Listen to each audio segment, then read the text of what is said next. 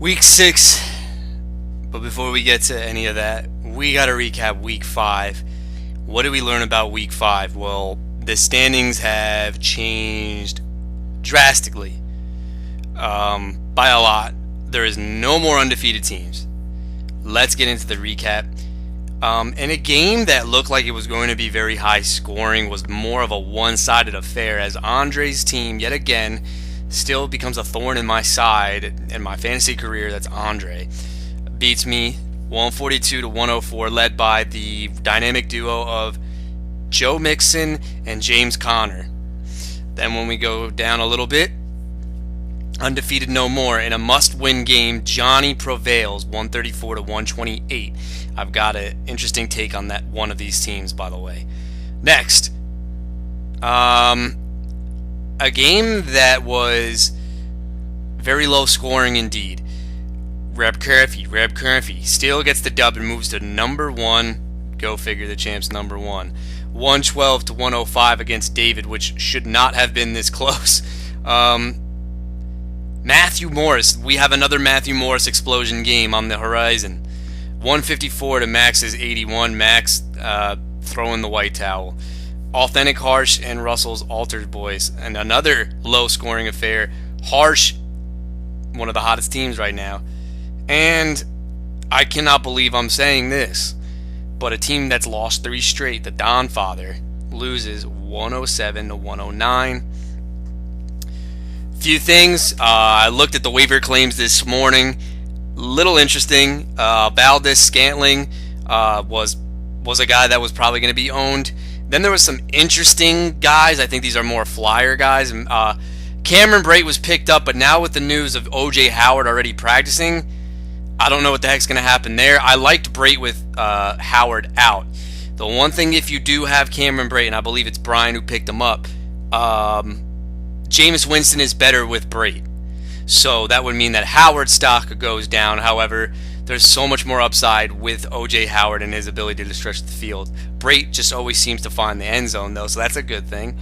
Wendell Smallwood, Corey Clement, and even Josh Adams, I think those guys have intriguing value, and you're going to see how they're going to be utilized Thursday night. However, if Darren Sproles is always in there, here's my thought on the Eagles' backs. It's going to be a headache all season without Jay Ajayi. I think the only way you have one of these guys command absolute value is if either Wendell Smallwood or Clement was to go out. I don't think Adams or Sproles kind of affect. I think the value is more reliant on Smallwood and Clement. Personally, in other words, what I'm saying is if Sproles is out, I can't trust the backfield situation.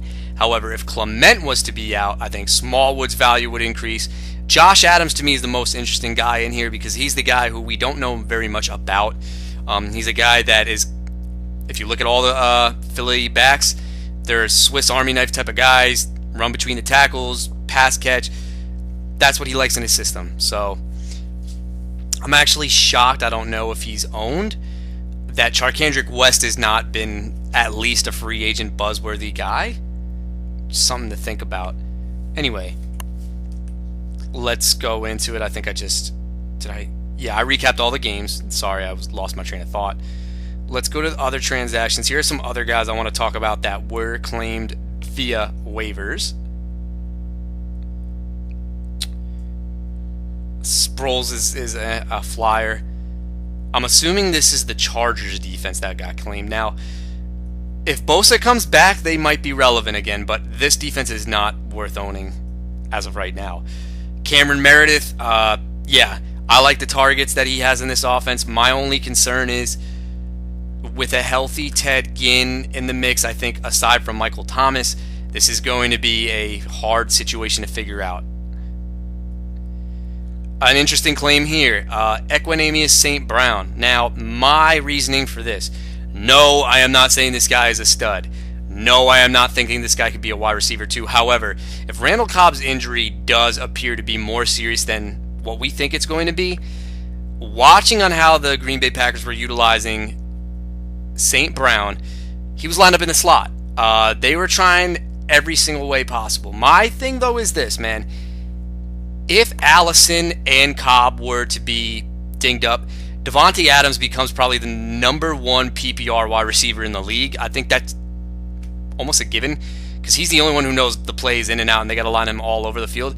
Equanimeous St. Brown showed a lot of good moves off the line of scrimmage.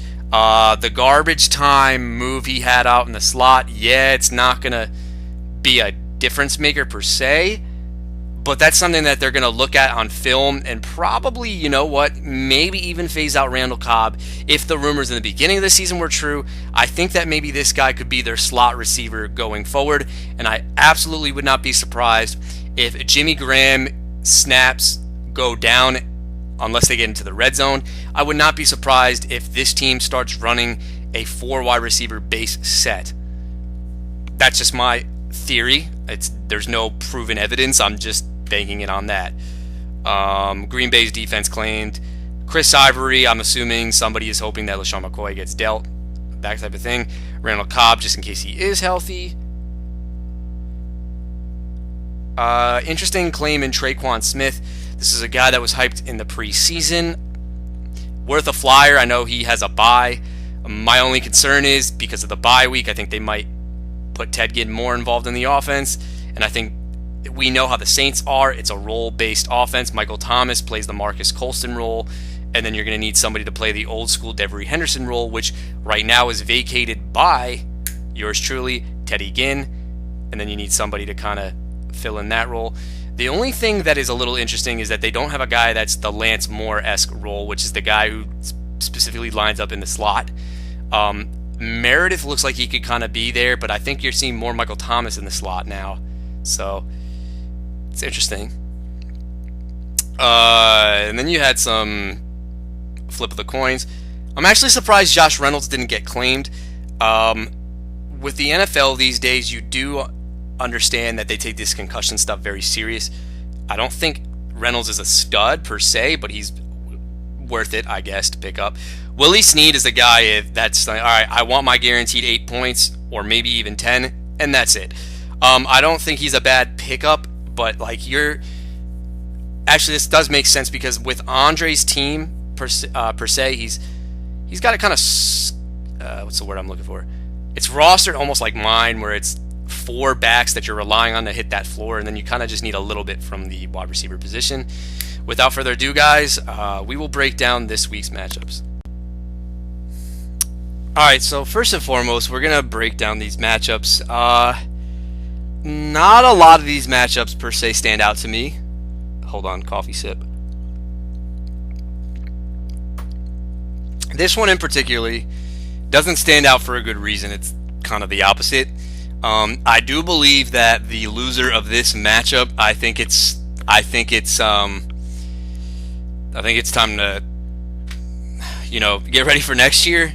I mean, anything's possible, but one of these teams is going to go down 1-5. The other is going to be 2-4 in a very competitive division. Yikes. David versus Max is the first official matchup on this slate. I don't want to call any hindsight. I know there was a trade that was being made. I, as a commissioner, I didn't want to cock block a certain person into a trade. I did think that this one team did get the worst end of the stick. I think when you realize that Carlos Hyde was getting all these points, that looks great, but when you dig deeper into it, you should have noticed that there was a touchdown in every single game. If I'm seeing that, I am completely staying away. I don't care unless he's getting a lot of catches, and guess what? He is not. There you go. Here we go. Anyway, we're going with Max taking on David. Oh, and a surprise fact.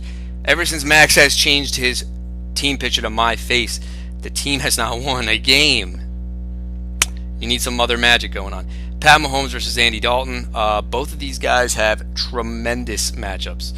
Andy Dalton being at home, which looks like it should be a shootout. However, I wouldn't be surprised if Ben Roethlisberger can't move the ball at all. However, Andy Dalton against the Pittsburgh Steelers defense, the one guy that he's going to miss a lot in this game is Tyler Eifert. He opens up a lot of everything underneath. I think it's going to be a little tough for Andy Dalton to put up an amazing stat line, but I will think that he does get into the mid-20s. as far as Patty Mahomes is concerned, this is going to be a shootout, and you can expect him to get around 30 to even 40 tops upside. Let's go to the wide receiver matchups. These are very interesting. Tyreek Hill and Alshon Jeffrey taking on John Brown and Julio Jones. I think Tyreek Hill has a bounce-back game. He's been due. This is now 3 weeks in a row where he has not done anything. Jalen Ramsey certainly got the best of him. A lot of people were nervous because Hill looks like a guy that Jalen Ramsey could struggle with. Being a big physical corner, they tend to always get burnt at least once against these speedsters. That was not the case in Jacksonville, but I do think that this is going to be a big spot for Tyreek Hill coming up into the New England Patriots. Plus, Belichick does not have any, or not a lot of film per se on Mahomes, but I don't think it stops New England from getting the W, possibly. Anyway, I got to go with Julio Jones and John Brown. Julio Jones is at home against the Tampa Bay Buccaneers. Look, if there was ever a time to score a touchdown, I think this would be the week. John Brown against the Tennessee Titans. John Brown had a tough matchup against Denzel Ward. He now gets Logan Ryan and Malcolm Butler. I'm expecting Butler to be on him, and Belichick pretty much made Butler. Butler is an average corner, very, very physical. However, he's like a Jalen Ramsey, nowhere near his level, but he gets a little bit too physical, and the burners can go over the top. I will project a John Brown touchdown in this one. If you do DraftKings and GPPs, he's a guy I would love to play this week, 100%. However, the only thing I do worry about is Road Joe Flacco, but I don't think Road Joe will be that much of a problem getting the ball, at least to John Brown. Dalvin Cook and Adrian Peterson. I have not read the injury report on Dalvin Cook. Nothing yet. He's still got the questionable tag, and we do not know much about Adrian Peterson. Let's look at the matchups, though. Dalvin Cook, Arizona. Adrian Peterson, Carolina. My thing with Dalvin Cook is this. You can't sell him, and he's hard to trust. He's a forced hold at this point. I just felt like the guy's body wouldn't hold up. He's coming off an ACL surgery. He now has a hamstring injury. I don't like it, but this is a good matchup if he is active. Worst case scenario for Dalvin Cook, I do think it's 13 carries for 40 yards and maybe a touchdown. So I think his upside is in an RB2 level against a very bad Arizona defense. Adrian Peterson again against the Carolina Panthers. I don't really have much thought about Adrian Peterson. I just think he's very hard to trust. He's playing through a shoulder issue, and I do not like that, so I'll kind of fade that noise. David Jansen.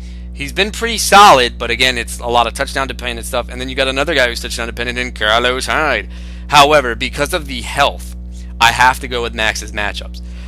Okay, a guy who's a stud in Zachary Ertz, and a guy who might have some hype building up now, which is Trey Burton, the former Eagle tight end.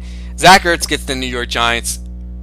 We all know the story with the New York Giants. Tight ends has always been their kryptonite. I know what you're saying. They haven't been this bad this year, but they haven't played anybody. They've played Austin Seferian-Jenkins. Nothing special. The Dallas carousel of tight ends. Nothing special. Ryan Griffin, and I don't even know who else. Jordan Akins and Jordan Thomas. Nothing special.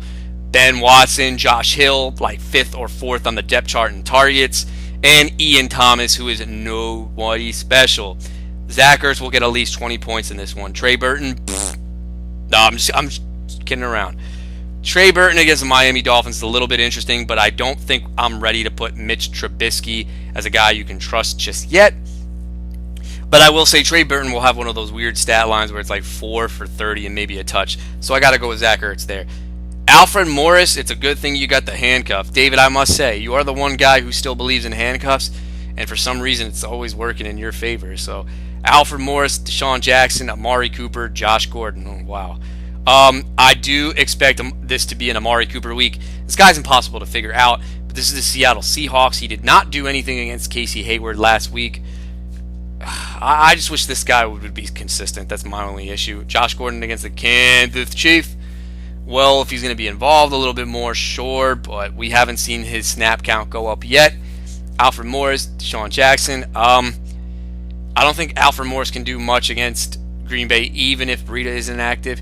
Deshaun Jackson's a coin flip in the dome. against the Atlanta Falcons' leaky secondary. I want to like it. Yeah, why not?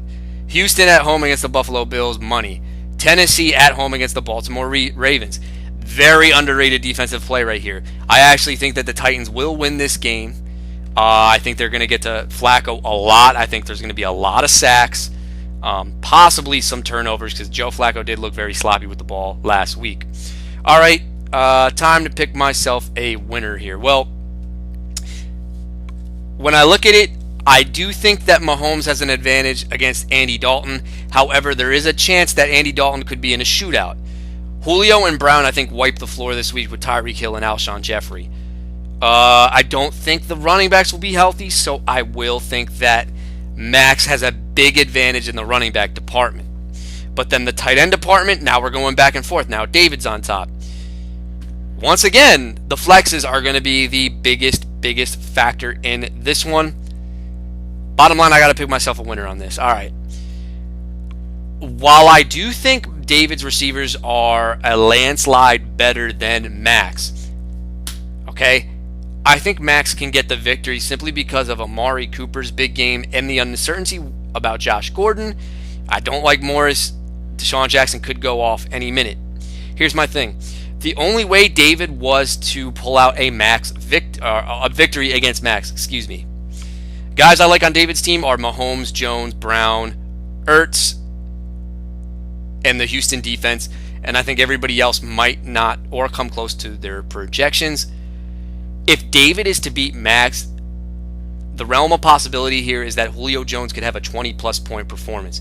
He always has one a year. Against the Tampa Bay Buccaneers, I would not be shocked at all if this is the game. And the best news for him, too, is that Matt Ryan, whatever weird injury that was, he's no longer on the injury report. So that scenario is still in play, but I think that's the only way, unless Max's team continues to not put up any points. But I'm going to go with Max in this one just because I do think he has a safer floor with his guys. But I do say if David is to pull out an upset, it's going to be because of that man, Jet Jones, dropping 30-plus. I don't even know what to say, really, about this matchup. Hold on, a coffee sip. But you got two teams that are going in opposite directions. You got the champ defending his title. The hottest team in fantasy football, boss number 2 league. 4 straight wins, according to the champ, believes that he should be 5-0.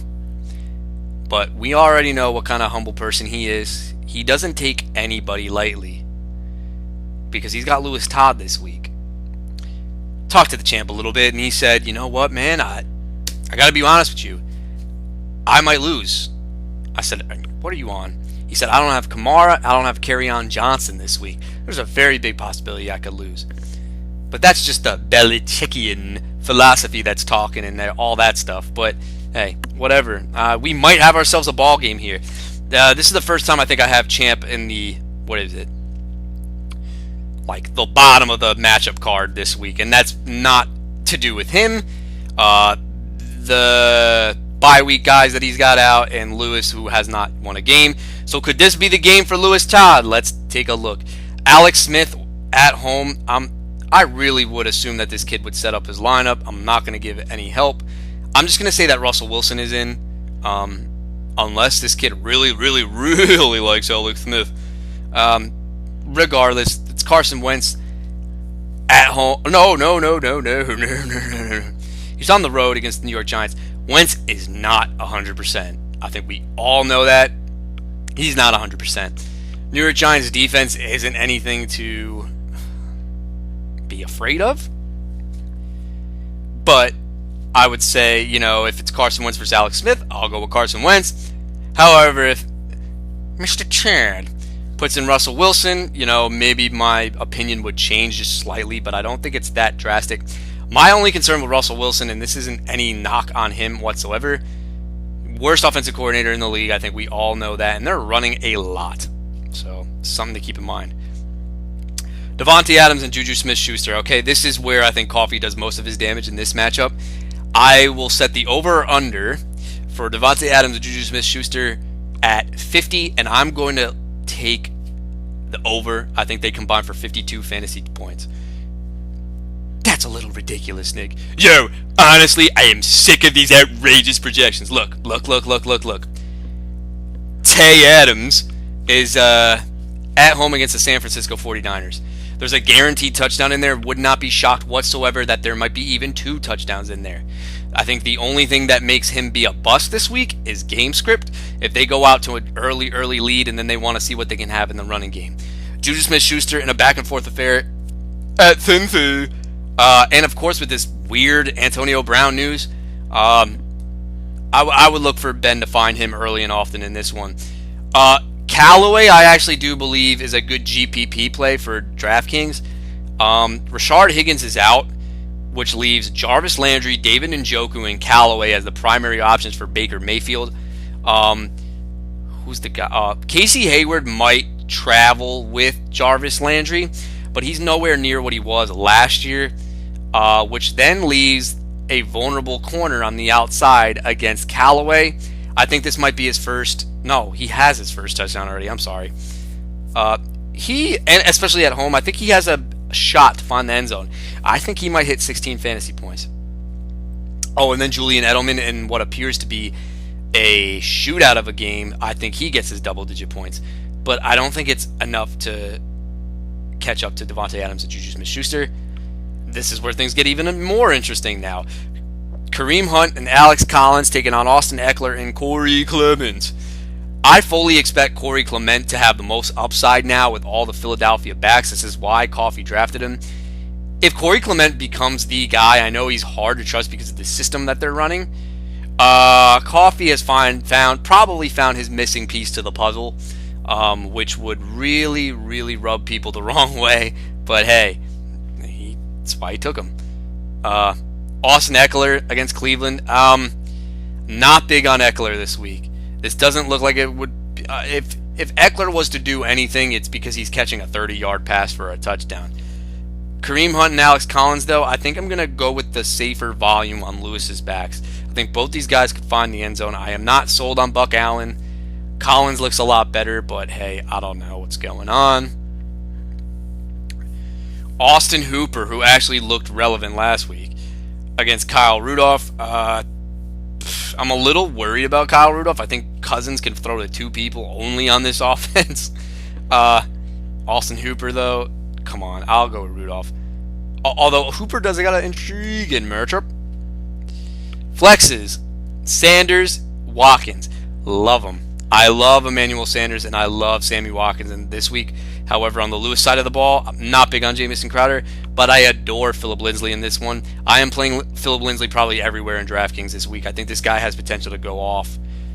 He might hit the 20-point plateau, 20-point plateau, 20-point plateau. So I actually do like his matchup a lot. Rams at Denver is a nice matchup. Oh, Coffey, you didn't. When'd you get the Jets defense? Dude, I just found this out. Dude, I love that pick. Why are you all not like, my God, I almost played them last week, but I had nobody to drop. Very underrated defense this week. Very underrated. Oh, and guess what? T.Y. Oh, that's the game changer. That's, oh, God. All right, here we go. I even think, even though this might be a matchup where Coffey might feel a little bit nervous, it's going to be close. I actually do think that Lewis puts up the most points he's put up all season this week, but I think Coffey gets the dub. I'm going to say sipping Coffey. I'm going to put the score at 118 and Lewis Todd 111. That's my final. Let's move along with these matchups now, man. And when I'm breaking down this matchup, man, these two teams might be one is certainly the biggest surprise, and the other is starting to build hype. And if it wasn't for Coffey right now, this team would be the hottest team in the league. Hold on, I gotta get a sip.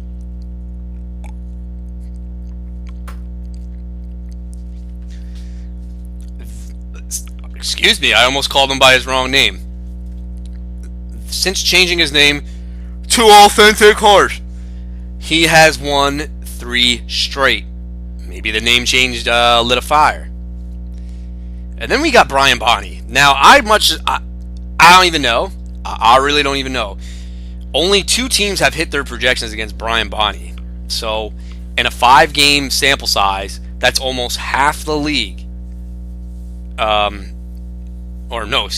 than half of the league is not hitting their projections, which would scream out that this is probably a very lucky team.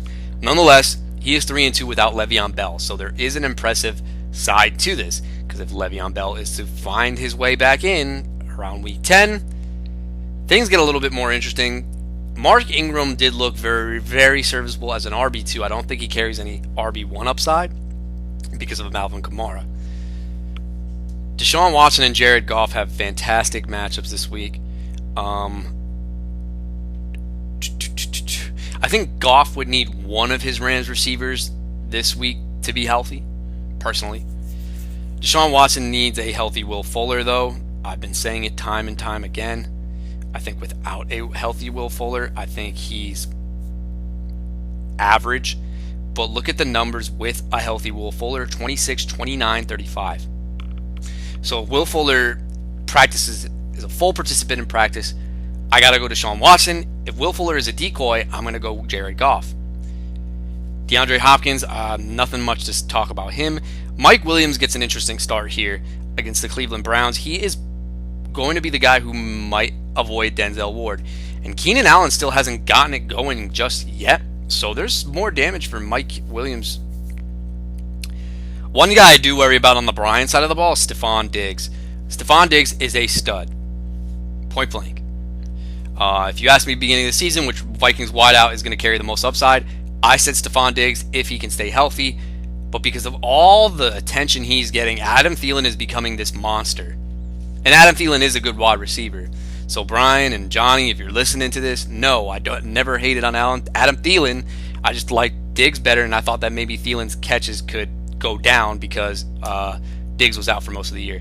Obviously, I was wrong about that, but I mean, whatever. Stephon Diggs, nice. No, excuse me, not nice. I lost my train of thought. One guy he has never figured out in his career is Patrick Peterson. I fully expect the Arizona Cardinals on the road to line up P squared against Stephon Diggs, which would indicate that Adam Thielen is going to have a career day. So, not good for Diggs until he shows me otherwise that he can get the best of P squared. But Mike Evans in the Dome at Atlanta, love that. So it's going to be a toss-up here, but I might have to go slight lean just because of the talent to be. Nyheim Hines and Chris Carson versus Mike Davis and Wendell Smallwood. Oh, Hall of Fame running back matchup. I really like it. All right, so we got both Seattle backs taking on each other. Interesting.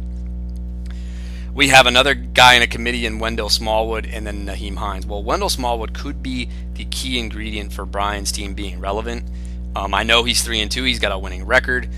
But obviously we need some more depth on this roster. Smallwood, hey, could work out. But I'm going to have to go with Hines and Carson. Nyheim Hines might get 10 catches in this game. Chris Carson could find the end zone. I don't think I would ever say these words, but I'm going to. I will take Eric Ebron over Jimmy Graham. Robbie Anderson and Will Fuller taking on Tyler Boyd and Cameron Brate. Okay, Brian, you got a lot of people on bye. That's why. All right. Oh, wow. That's a dangerous combination if they hit. Robbie Anderson and Will Fuller. Anderson, I think, has more of a chance to hit simply because Will Fuller's not healthy. Tyler Boyd is in a good shootout of a game. The only way Cameron Brate, I think, looks really nice is if O.J. Howard is out. Chicago D, Dallas D. Not big on Dallas. I know Bortles looked bad, but I think the Jekyll and Hyde effect for Bortles, I think he plays it safe in this one.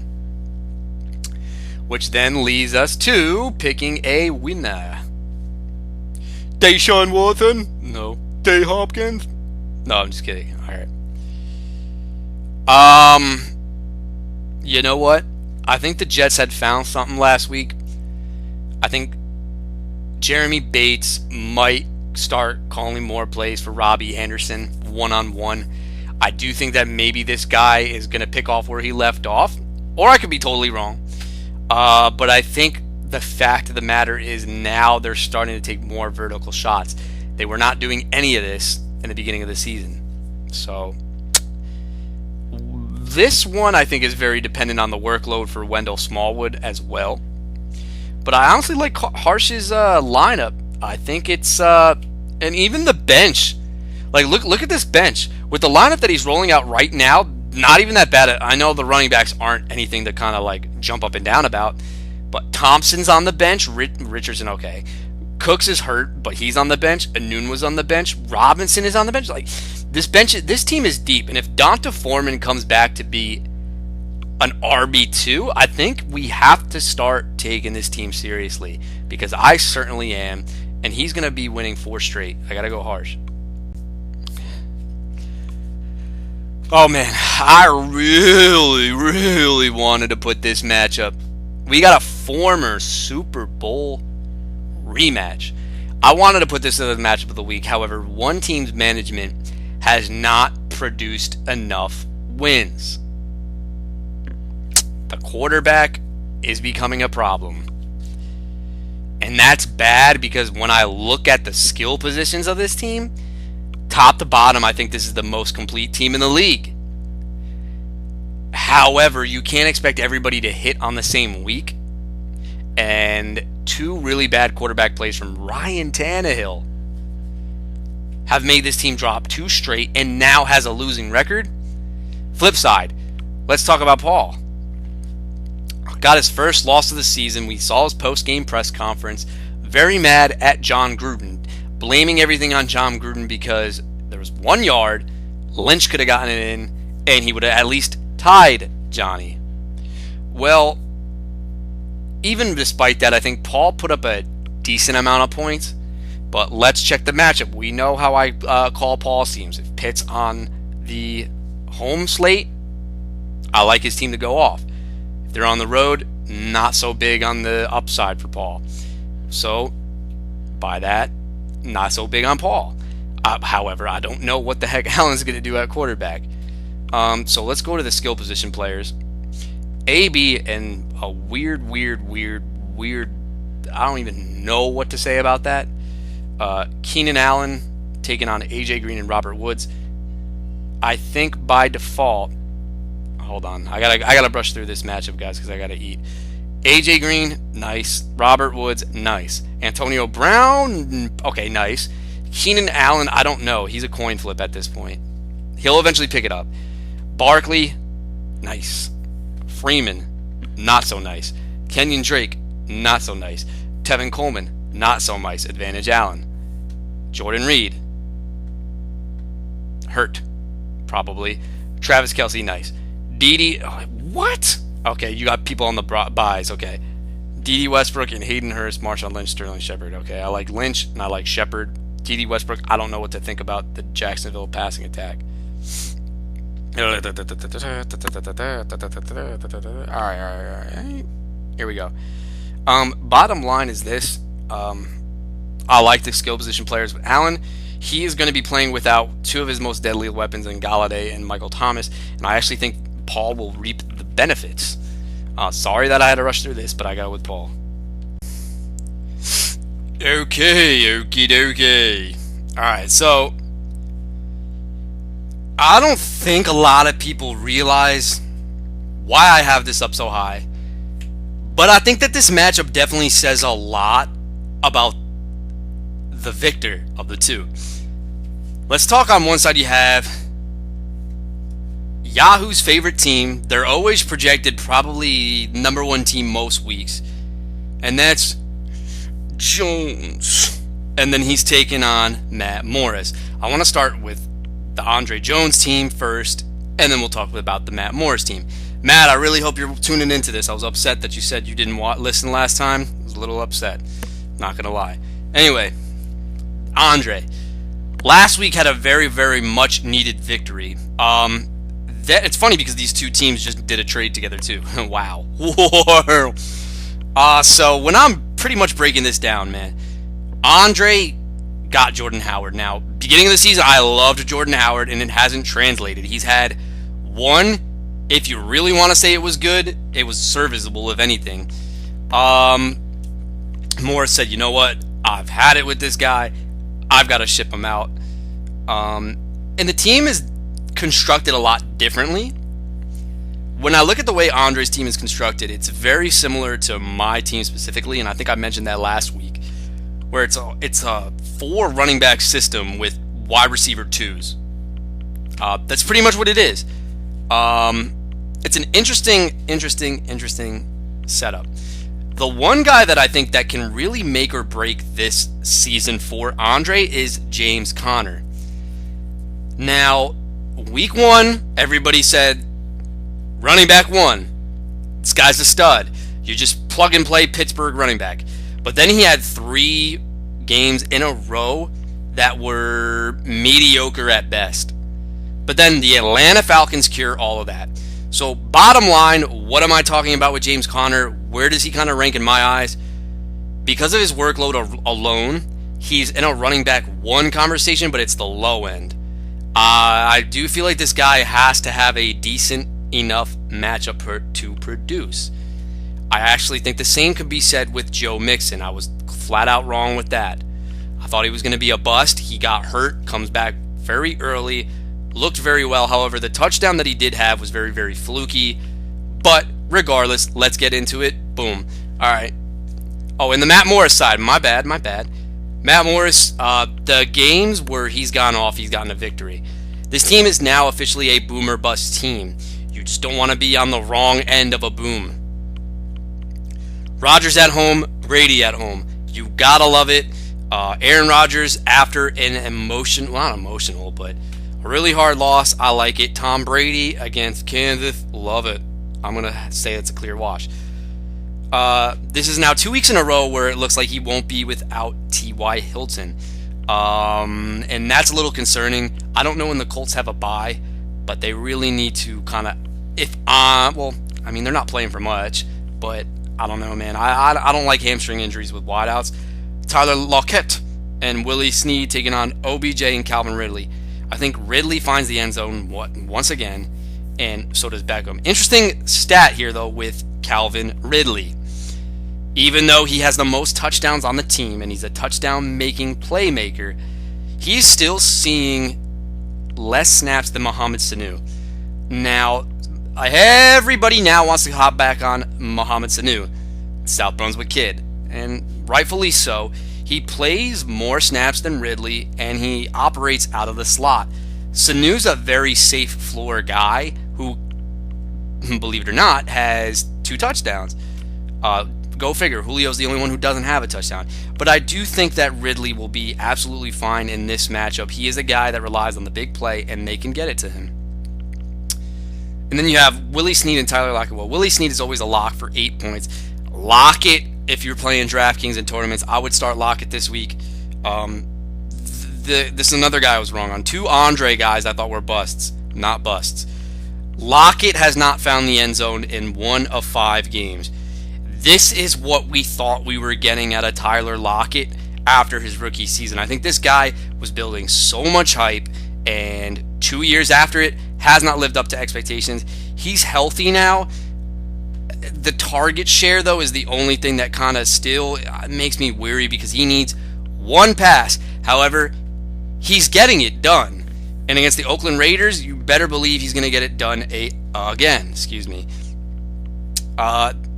But I got to go with Beckham and Ridley simply because of the more upside in the matchups that they have.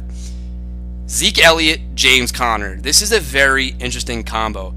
Now, James Conner, you're going to take it for as long as you can get it. And that's pretty much what you have to do for him, because I don't see anybody buying James Conner. TJ Yeldon, Sony Michel. TJ Yeldon and Sony Michel. I don't think I'd ever be saying this, but TJ Yeldon is a very good fantasy back all of a sudden.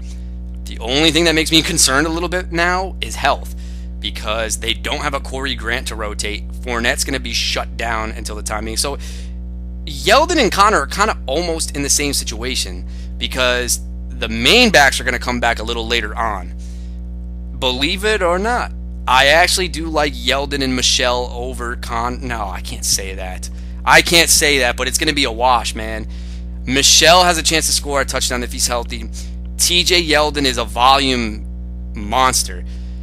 TJ Yeldon to me is Melvin Gordon without the touchdowns, although if you look at his numbers, when Yeldon scores a touchdown, it's 20 plus. But if he doesn't, he's going to be in the teens. So he's like non-consistent Melvin Gordon. I don't know if that's a good analogy because his effectiveness isn't very good. But on the flip side, Elliott will struggle, but I think he finds the end zone at least. And James Conner, this doesn't look like it's a scary enough matchup, so I'll say he hits around 13-ish. George Kittle, you just traded for. I don't remember who you got rid of in that deal. Oh, Lamar Miller. Good riddance. So that's not even a bad move by your part. Tight end is empty on Morris's team.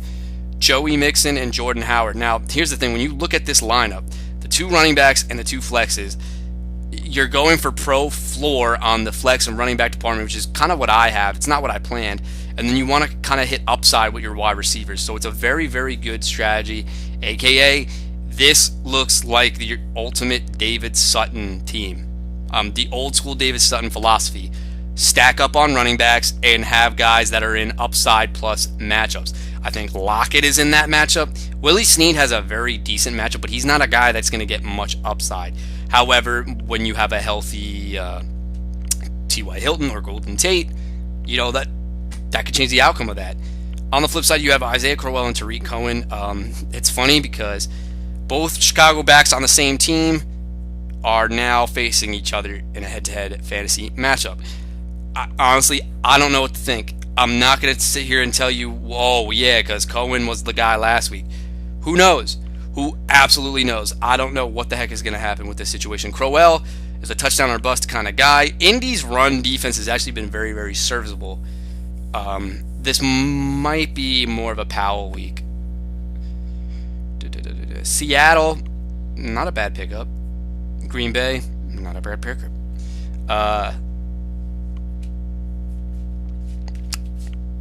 Bottom line, I do think this is going to be a very intriguing matchup, but I do think that there's so much safer floor with Andre's running backs that Morris would need a multiple, like another Isaiah Crowell 2-touchdown type of performance.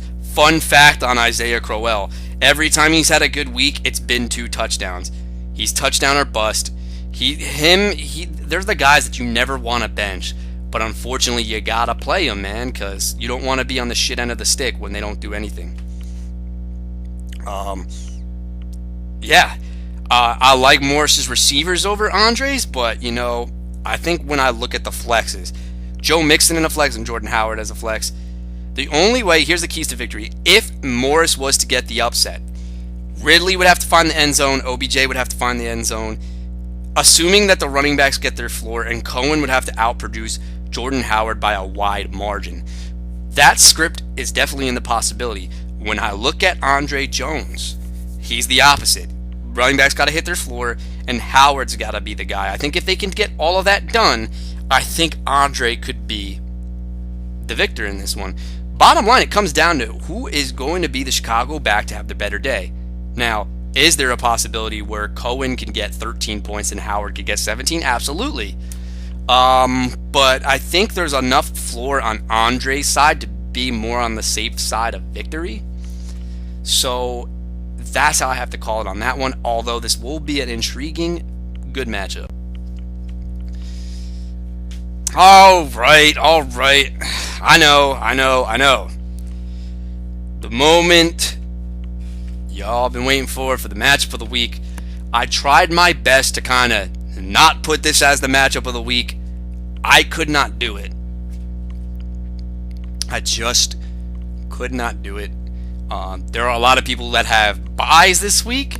There's a lot of people that don't match up with a competitive opponent this week.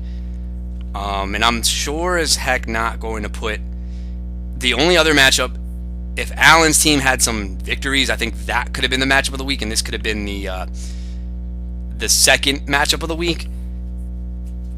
But this definitely has a lot of good storylines involved in it. Very heated rivalry that goes back for centuries.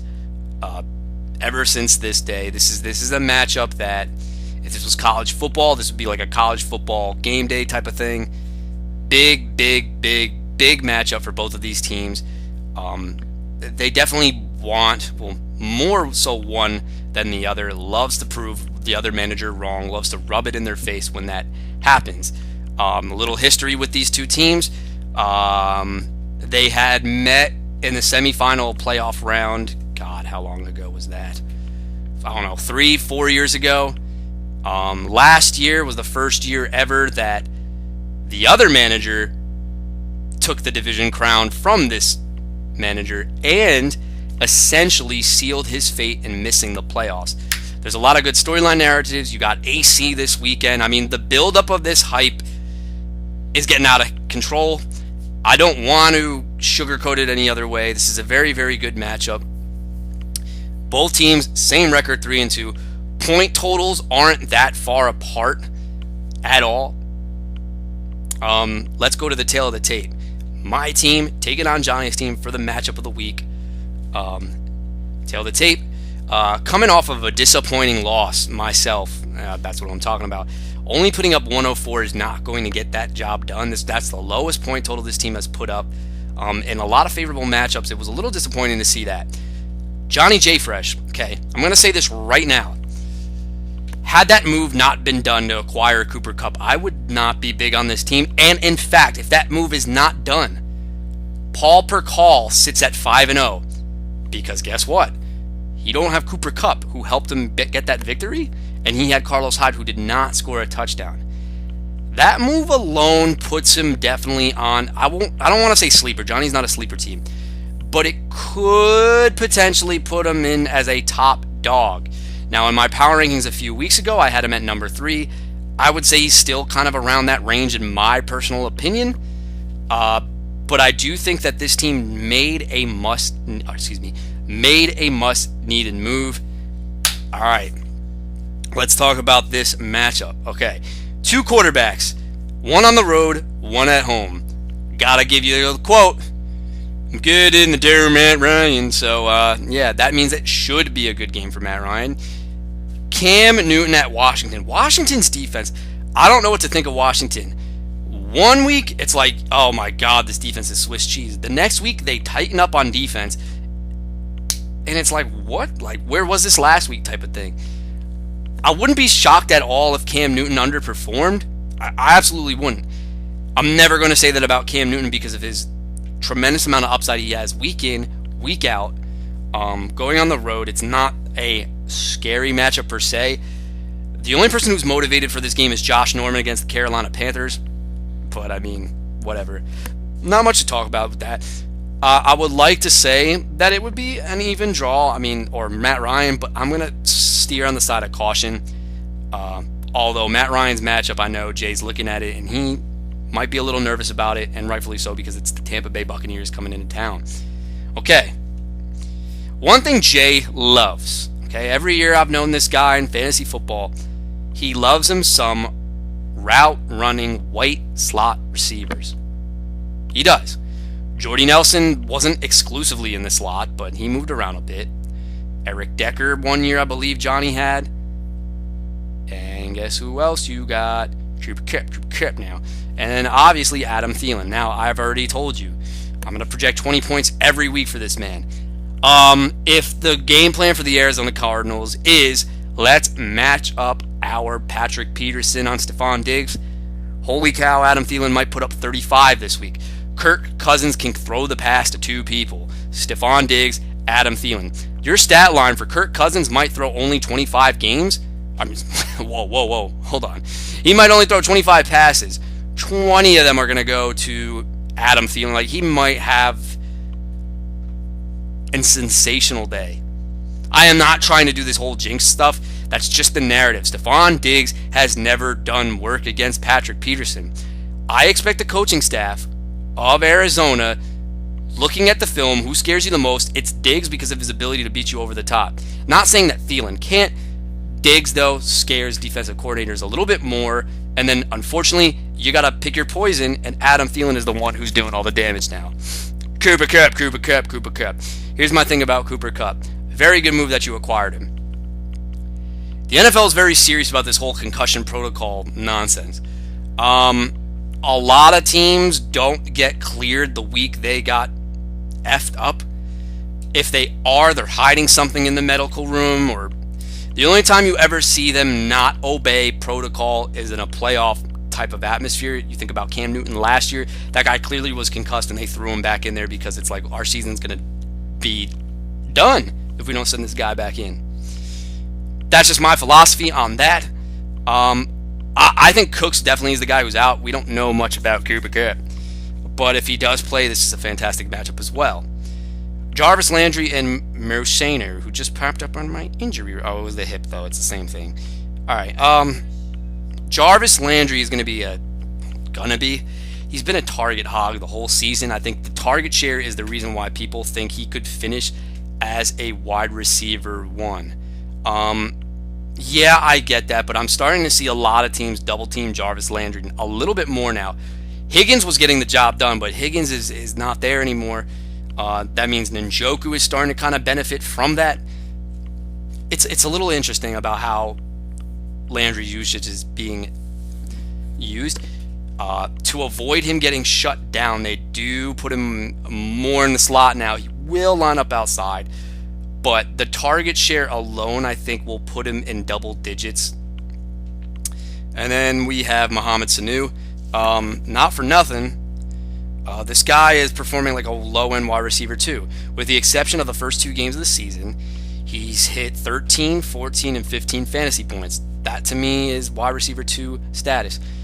In a matchup against the Tampa Bay Buccaneers. Okay, yeah, absolutely. Sanu looked amazing against the Cincinnati Bengals. He did. Looked rock solid against them. Against his former team. Looked pretty good against the Pittsburgh Steelers. I do think that Ridley gets more points than Sanu in this game, but I do think Sanu hits enough floor where he could get in the low-end teens. I am not a fool, though. I got to go with Johnny's wide receivers in this matchup. Gurley and Lamar Miller's back. Taking on MG3 and CMC. So obviously I like my combo a lot. Gurley, though, is on a whole nother level of godliness. These numbers are like LaDainian Tomlinson prime numbers, dude. Like, the fact that this man was able to get him at the 4th overall pick, I don't know what everybody else was on. Obviously we know because they were there, but fantastic pick. This is also a fantastic matchup. I don't want to overproject something, but if somebody actually went out of their way and told me Gurley will run for 200 yards and 3 touchdowns, if that happens, game's over. That script can very likely happen. Denver Broncos run defense is pure garbage. Kareem Hunt had over 150 yards. The New York Jets almost had 300 rushing yards. Are you kidding me? Now, I know Denver is a lot tougher when they're at home, and you could give me all this nonsense. Gurley at least is going to hit his projections, and if that's the case, he's going over. Gronkowski and David Njoku. Well, I mean, I was hoping I was going to claim somebody, but that wasn't the case. Njoku, I like because of his target share. Don't like him for this matchup. I think if there's one thing I regret doing, and I said this at David's house, the Defensive Rookie of the Year is Derwin James. Derwin James is a phenomenal talent. He's shutting down tight ends. If you look at what the Chargers have done, they've shut down tight ends. Travis Kelce, nada. Buffalo Bills, I know Clay isn't a big name. I know the Rams tight ends aren't a big name. But Jared Cook, who came off a really good game, he shut him down. This guy is very, very talented. He is all over the field. He reminds me a lot of a young Ed Reed. He does. The guy's a stud. But Gronk is at home, and if he's healthy, I mean, come on. Can't go against him. Funchess and Godwin are matchup-based plays. Godwin against the Falcons, you're expecting the game script to be in the favor of the passing attack for the Buccaneers. Not going to fault you for that one. Funchess, a little hard to figure out. Norman, yes, he is not an elite talent, but if he is matched up on number 1 wide receivers, they don't play a lot of man. They play more zone. Yeah, I don't know. I don't know what to think of Funchess this week. He's always a coin flip of a receiver, but the issue I have with Funchess is that even if he is to have a good game, it's like in the mid-teens. Like, he doesn't have as much upside as any of those other guys. Flip side, Aaron Jones, James White. We'll start with James White. This guy, surprisingly, has been very, very, very efficient. He's been very good for the New England Patriots. Aaron Jones. We got to talk a little bit about Aaron Jones because, yeah. So we understand that there are 3 running backs. We understand that Aaron Jones is the best, most explosive. Well, good news for him is that the Packers lost the game, and their play calling was absolutely atrocious. I think they had the right thing in mind in the first quarter when they were running him because he looked phenomenal. And the Detroit Lions were such an beatable matchup that everybody was thinking, this is it. All we need is for him to seal the deal against the Detroit Lions, and then McCarthyism happens again. Here's my thought about this. The only thing I will agree with Mike McCarthy is that you do need to have a mix of running backs. But you need to get my man Aaron Jones the ball and a positive game script against the San Francisco 49ers. I think it's going to happen. The guy can make 2 runs look amazing. And when they see that on tape, Jamal Williams didn't do much. He called a 2-point conversion if you want to throw that out there. And Montgomery is only on there if they're behind 1,000,000 points, which they were, or the 2-minute drill. Best news of the day.